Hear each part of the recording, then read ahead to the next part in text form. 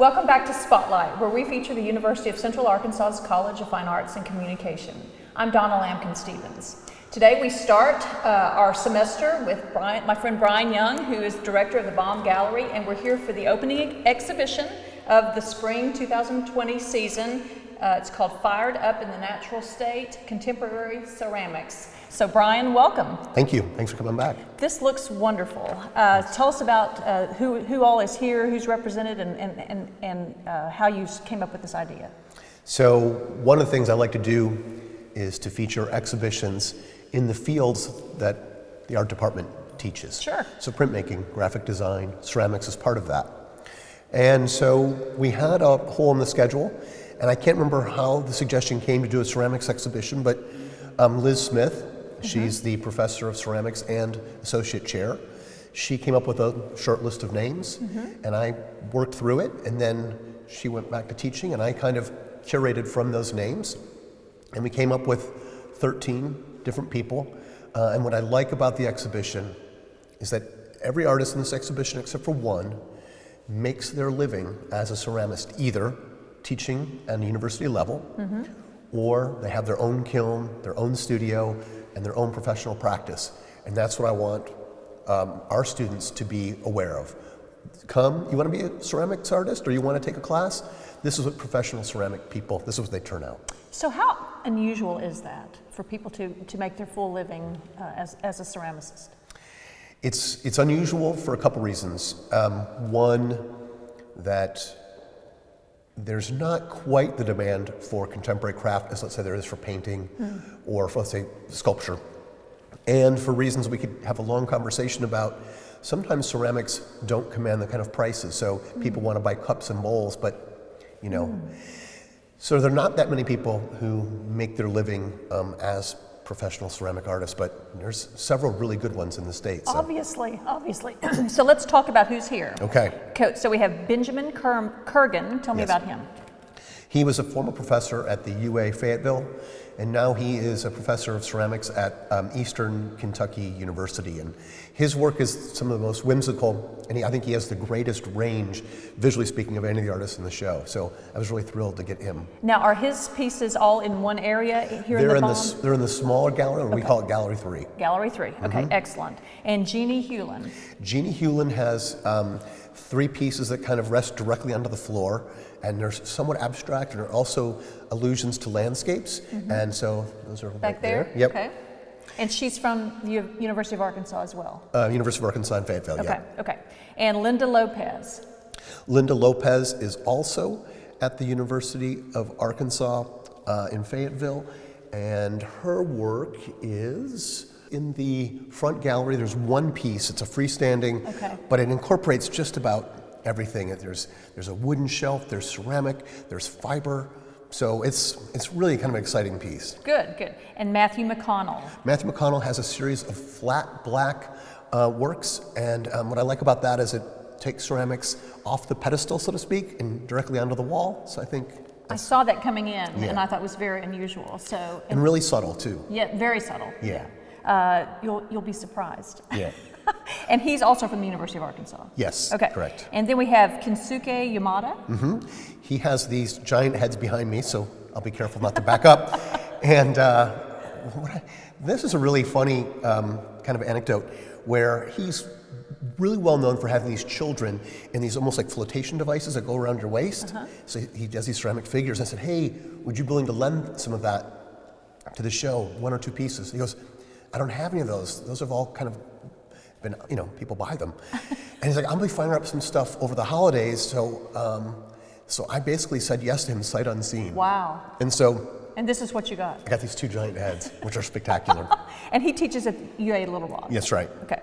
Aaron Calvert. Aaron Calvert teaches at Henderson State University, and he has this bear mosaic behind us, and he also has a giant fish and this antlered creature that are both in the front gallery. Excellent. Okay. And then we have Dawn Holder. Dawn Holder is at the University of the Ozarks. She did this floor piece right to your right, and then the 2 pieces in the pedestal cases that allude to kind of decay. And she also uses found cement, and here she actually casts the leaves themselves. So Found cement. Wow. yeah, so Okay. she's got great range. Okay. And our own Liz Smith. Liz Smith, she has the colorful work on the wall. Again, a lot of her work was made in 2020, so Already. right out of the kilns, yeah. Helen Phillips. No, well, let's talk about Helen in a minute. Okay. Yeah. Stephen Driver. Stephen Driver has his own kiln, his own practice, and his work are some of the traditional forms in the front gallery. Okay. Do you know where he's from? Can you He think? lives in Little Rock. Little Rock. Okay. And Joe Bruin. Joe Bruin is from Fox, Arkansas, and I went to pick up his pieces. The last 7.4 miles to get to his studio is on dirt roads, gravel roads, and your younger viewers will appreciate this, but my GPS just stopped working. I never did make it to his studio, and then he had to go to the Philippines a couple Wait, days you later. didn't make it? No, never made it. So I contacted a private collector who had some of his older forms. Wow. So I got saved on that What one. a story. Yeah. What a story. And Anna Wagner Anna Wagner is getting ready to graduate soon. Right now she's doing an internship. from UCA. From UCA. And she has some really original forms. And so it's not common for us to include student work in a show that's obviously populated by professionals, but Liz and myself and Brian Massey, the chair, we said, why not? You know, and it's kind of another goal, and that is to say, if we have the chance to promote one of our own, let's take that chance when it presents itself, as long as the work can hold its own. There was something that I wasn't prepared for at the reception. All the artists that came, because I know that, like, for example, Aaron Calvert was here, Liz was here, obviously Dawn was here, and all these people were going up to Anna's work. And one of the collectors who lent the Joe Bruin right to Anna's work. And here I was getting ready to pat myself on the back for an amazing job I did. But then I had another revelation the next day, and I realized that all of these artists know each other, but they didn't know the work of Anna Wagner. Oh, they were excited to see someone new. Right. Yeah. And so that was really great. And was Anna here? She's doing she her was. internship. Okay, great. right before she left. So that was really a lot of fun to see all these professional artists kind of Embrace her. Yeah, it was great. And Fletcher Larkin. Fletcher Larkin is another one. He's the one that lives in Little Rock. Stephen Driver lives in, it's not even an incorporated city, so I'll give you the name of that in a little Okay. bit. But Fletcher Larkin, he lives in Little Rock, and his work is fairly traditional. Okay. Yeah. Okay. And then Helen Phillips has quite a story. She was retired from UCA after a long career here teaching. Yeah. Okay. She taught here from 1976 to 2001. Okay.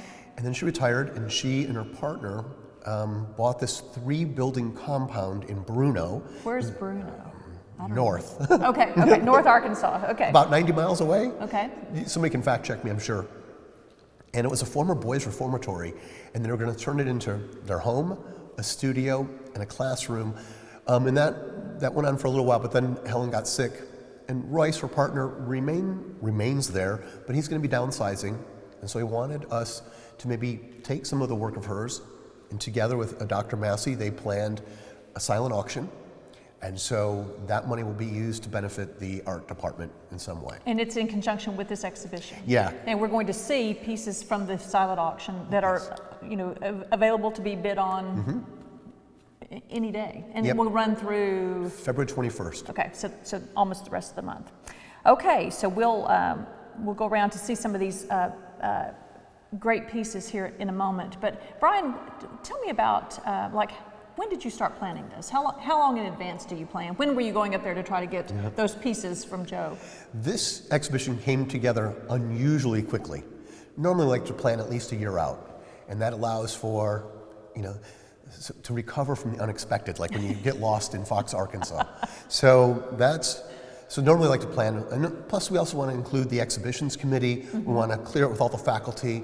We want to make sure that we begin the visuals, like for the poster and the note card, and then let some of the media know. So we do press releases. So all that takes a little bit of planning. But if we're also small and nimble enough that we can put together things quickly if we use our resources sharply. So, but more planning is always desirable. Sure. And of course, in major museums, I might plan 3, 4, 5 years out. So that's part of it. And part of the process involves identifying the artists, making sure they want to participate, finding out what they have, getting high-res images from them, and then seeing how well they play with others. You know, you want to have a combination, in this case, of traditional forms like Joe Bruin, Fletcher Larkin, and Stephen Driver. And then I wanted to have people that will help us think about ceramics in a contemporary fashion, like doing an installation that's not utilitarian, having wall-based work, work that incorporates other materials like wood or cement, and then also having different types of ceramic forms. So we have stoneware and porcelain, we have work that's thrown on a wheel, we have work that's constructed in other ways, we have work that is cast. So to get all of those kind of working parts together, I also thought it would be fun just for a few weeks for UCA just be kind of the center of ceramics. And it just so happens that there's also an exhibition at UALR right now of British ceramics from the Arkansas Art Center. Oh, okay. So it's kind Perfect. of nice that now that the Arkansas Art Center in Little Rock is closed for renovation, that, you know, a couple other places get to be the destinations, and I'm glad that UCA. That's great. Yeah. And you planned, when you planned the layout of the actual pieces, I mean, what goes into that? You talked about the more utilitarian pieces are in the front gallery. And then, so talk about that. So I was laying the show out, this is hopefully kind of funny, but a little revealing. And I was putting all the traditional forms, and those traditional forms tend to be earth tones, you know, browns and so on. There's a little color. And Liz Smith was coming over, I think in conjunction with her worker, Anna's, I can't remember. And she walks to the front and she goes, "There are a lot of brown pots in here." And that was not what I was going for. So I decided to make Aaron Calvert's work a little more prominent, which is these stoneware, like this colorful fish and this figure with antlers. And then I brought Linda Lopez's work for the very front wall, that sight line, and it's got this explosion of orange and gray and black, and it's whimsical and funny. So I had to rethink it a little bit. And I always knew that the bigger pieces would be in the larger gallery, so these giant heads, you know. And then I wanted the kind of the smaller works and the playful works to be in the third gallery. So there's three different vibes. The first one's more traditional. This is more installation based with large scale work, and then the smaller one. And then I did something unusual, I think, for ceramics. There's only a couple pedestals in that other gallery, in the small gallery. You think mostly that ceramic work is pedestal based, right?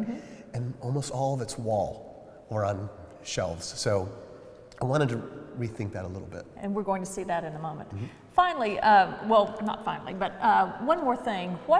How important is it to get faculty buy-in on who you bring in, and in turn student buy-in?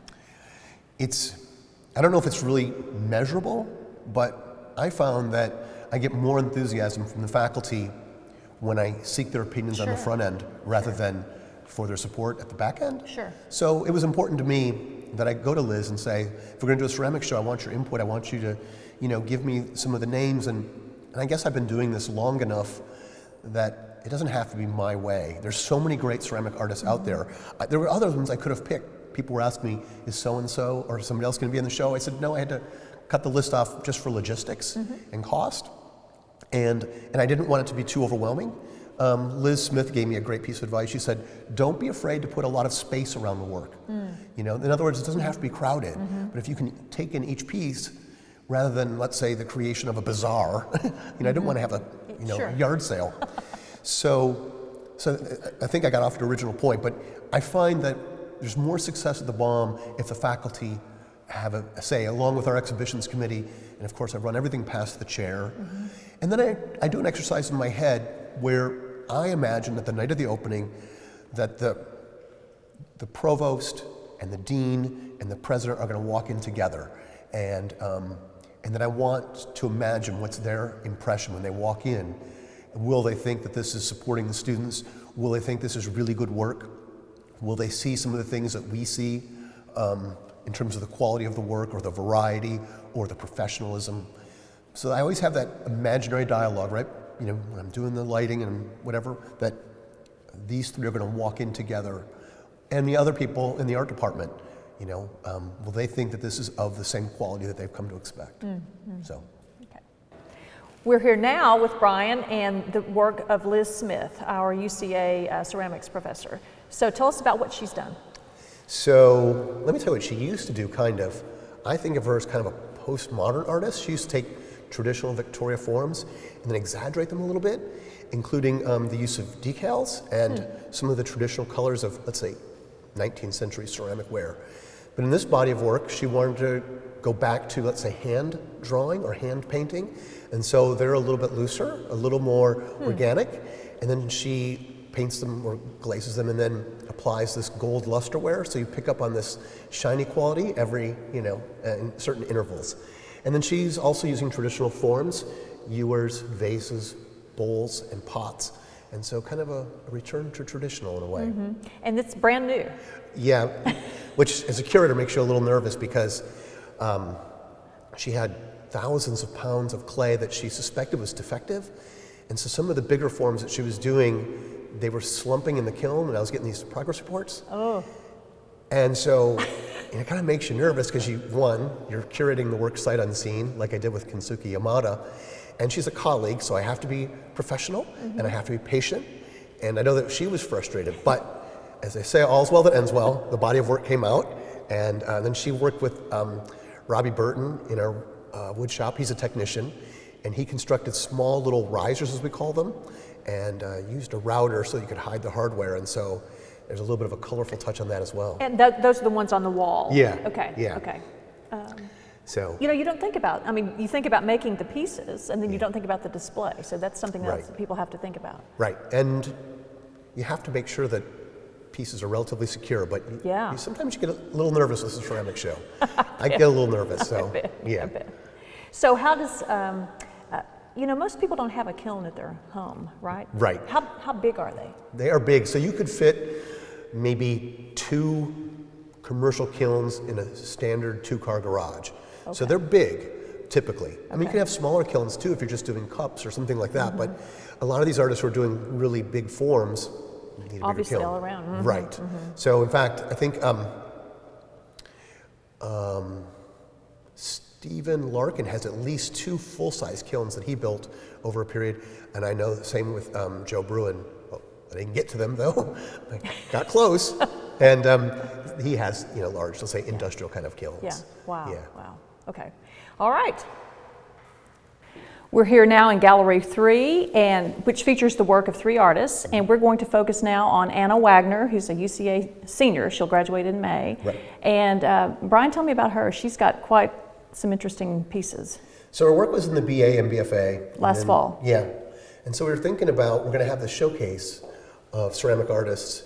And the more I thought about it, I just thought that her work has risen to the level of the artists in the show, despite the fact that she's 26, I believe it is, and finishing her degree. But there's a few things that I saw, and I think my peers saw as well. One, her forms are original. Okay, a lot of times ceramics is based on, I know it's flattery, but copying traditional forms. It could be vases, it could be bowls, and people want to get these perfect forms, and that's part of the craft.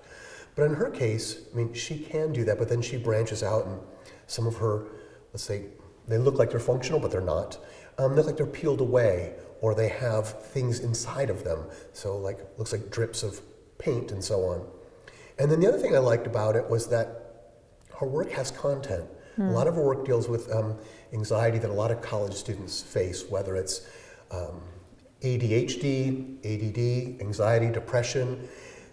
It's been my personal observation that they seem more open to talking about it. They seem more open to including it in their work. And so her work has references, let's say, to Adderall or to people that she knows that have some of these, impediments. So I thought that ceramic work isn't always content-based. And so It's sort of unusual, isn't right, it? and so in this case, I thought it would be another element to the show that perhaps we don't, Dawn's work alludes to it. It has a kind of a pessimistic undertone that I really enjoy, because you don't always think of ceramics as being dark in that sense. So those two kind of play that role. Now, Anna's work is more playful in its nature, colorful, whereas Dawn's is largely monochromatic and has found chunks of cement and openly looks to decay. So they approach this kind of content-based from different directions. And tell me about her internship. Where is she? She is interning with a ceramist, and I cannot remember which one it is. Okay, So, but out of state? out of state. Out I of believe, state, yes. okay, excellent. And now we're in the front gallery with a very interesting piece by Linda Lopez from the University of Arkansas. And Brian, I wouldn't say that this was a piece of ceramics if I just walked in. Right. Wow. So after Liz Smith told me that they look like a lot of brown pots in here, I knew I wanted to add something that was unusual, so that this is on the front gallery, but the back wall, so it's what we might call a sight line. And so I wanted people to maybe see through the sea of brown pots and then glimpse this, and it's maybe encapsulates the state of contemporary ceramics today, where artists are using, let's say, in non-traditional forms. So this is, let's say, an abstract work of sculpture that partially rests on a platform, and then there's also fiber incorporated, and there is this one little utilitarian structure next to this somewhat surreal quality, and then this kind of porcelain netting. And a little tiny drawing. So all of it kind of together, both abstract, kind of postmodern, serious but also whimsical. I just think this piece in particular has everything. If you want to sum up contemporary ceramics with one work, this could be it. This is it. So Brian, are these pieces for sale? Typically they are. We don't run the BAUM like a commercial gallery, well, with the exception of the Helen Phillips lecture Yes, which we're going to talk about in a auction. minute. But yeah, if people wanted to buy something, They could contact the artist? or they can contact me and I'll put Okay. them in touch with the Okay. artist. So, I mean, if artists want to sell the work and we have willing buyers, and that's great. It's another way Sure. we can promote our own field and our own professionals. Sure, sure. And now we're into the silent auction of Helen Phillips' work, the former UCA ceramics professor, actually the predecessor of Liz Smith. Correct. So there's been quite a bit of continuity around here. Yeah, I think we've only had 2 professors of ceramics since 1976. Okay. So what's that, 44 Yeah. years? Wow. Yeah. Wow. So tell us about these pieces. Do we know a lot about when they were made, or? Some of them we have better dates than others, but virtually all of them in this post-date a trip that she made to Japan. And so Okay. she's looking at work that has a certain organic quality. So you get a lot of earth tones, and you get a lot of this gestural work, asymmetry, but really nice attention to the forms themselves. So that tradition we talked about. And then there's some pieces where she just kind of branched out on her own, like the piece that has wood incorporated This with is it. more of the traditional that we think Yeah, about. a lot And then of- we have Right. other, Where yes. she's adding, like, this is a wooden head, this is actual steel or iron. I don't know my metals as well as I should. And then kind of a wood base. And then this column itself is ceramic. So she's looking to the past, embracing it, and then also branching out with her own new forms and ideas. I think a lot of artists who've been artists that long don't want to stay with the same thing. Yeah, sure. They So- grow, they evolve. Right, exactly. Tell us about this one. Well, this one obviously has, again, some of that Asian influence. You might think of like this Zen-like quality. There's a little tiny ceramic element there. And so abstract, traditional, kind of melded together. And of course, branching out with different materials too. So tell us about, people can come in during the BAUM gallery hours. Yes, so we're And- open Monday through Friday, 10 to 5. We have extended hours on Thursdays until 7 p.m. People can come in and bid on the silent auction through February 21st. Some of the pieces start as little as, I think, $35 or $40. A few of the major works obviously are more than that. And you could own a really great work of art by kind of a giant of the art department of UCA and benefit the art department into the future. And we don't know exactly what we're going to do with the funds, but it will certainly go to benefit the art department. Yeah, so people with a higher pay grade than me, they'll make those decisions. And me. Yeah, so it'll be left, I think, between, let's say, Dr. Massey, the chair of the art department, the dean who's coming in, and maybe even our development team. But you know, I'll let them do what they do. This is a great idea, though, and I'm sure that Helen would have approved of this. I think so too. I think that it's also nice to show her work again to a new generation of students who, you know, obviously wouldn't have known her. So, and I think it's kind of exciting to see the continuity of the art department. Absolutely. I love what you've done with the whole exhibition, Brian. Thanks. Thank you for doing it. So don't miss Fired Up in the Natural State, Contemporary Ceramics at the BAUM Gallery through February 14th. And hours every day, Monday through Friday, 10 to 5, 10 to 7 on Thursday. And just come by and see some of this great art. And we'll see you next time on Spotlight.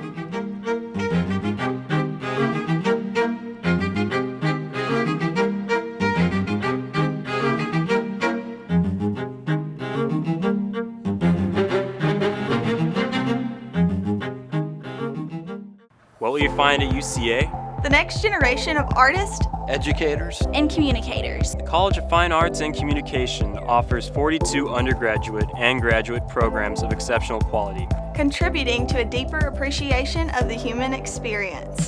but we also invest in your experience. With broadcasts, conferences, exhibits, live performances, Publications, recitals, readings, and screenings. We even offer a unique artist-in-residence program. Featuring performances and master classes with accomplished visiting artists. All of that experience pays off. The school placement rates of our music teacher graduates with K-12 certification is close to 100%. We have many disciplines here, but they all share the same dedication to rigorous practice, And scholarly achievement. which is why our graduates perform so well. The College of Fine Arts and Communication at the University of Central Arkansas. Go here and go anywhere.